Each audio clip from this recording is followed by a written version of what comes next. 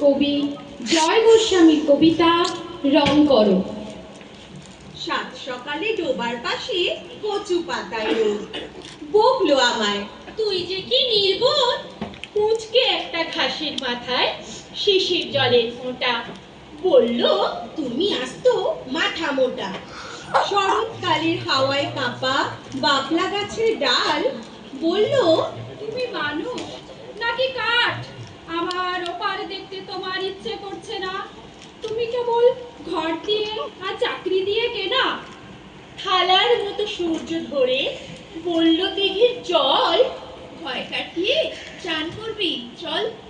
গাছের মাথায় বাঁক নিল যেই সাতটি বকের শাড়ি, গাছ বলল, অমন কবি আমিও হতে পারি। ভারী গুমোর গোমরা মুখে সারাটা দিন বসে যে ভাবছে লিখতে হবে, আসলে অন্ধ সে।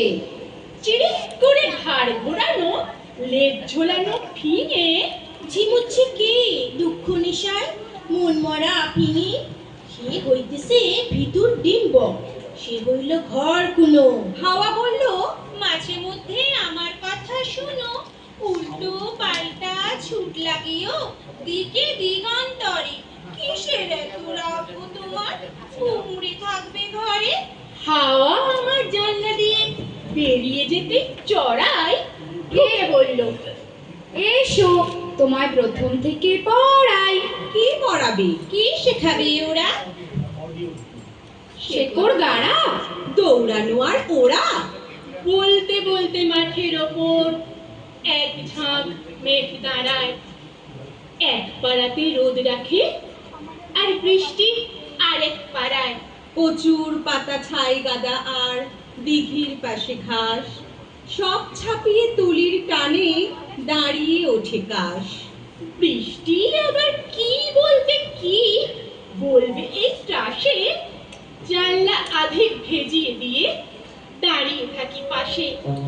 সামান্য এই রেলের মাঠে সামান্য জলধারা, তাতেই যেন রূপকথা হয় সামান্য এই পাড়া। পাড়ার শেষে শিব মন্দির, মুহূর্তলা রিকশায় টোপর হাতে বড় বউটি গ্রামের দিকে যায়। রিকশাওয়ালা বুড়ো মতন গামছা মাথা ঢাকা, বউটি তাকে এগিয়ে দিচ্ছে নিজের রঙিন ছাতা। বৃষ্টি তাতে রঙিন, তবে রং করো মাঠটায়। আমি এবার টেবিলে ফিরি, লেখায় বসে যাই। নমস্কার।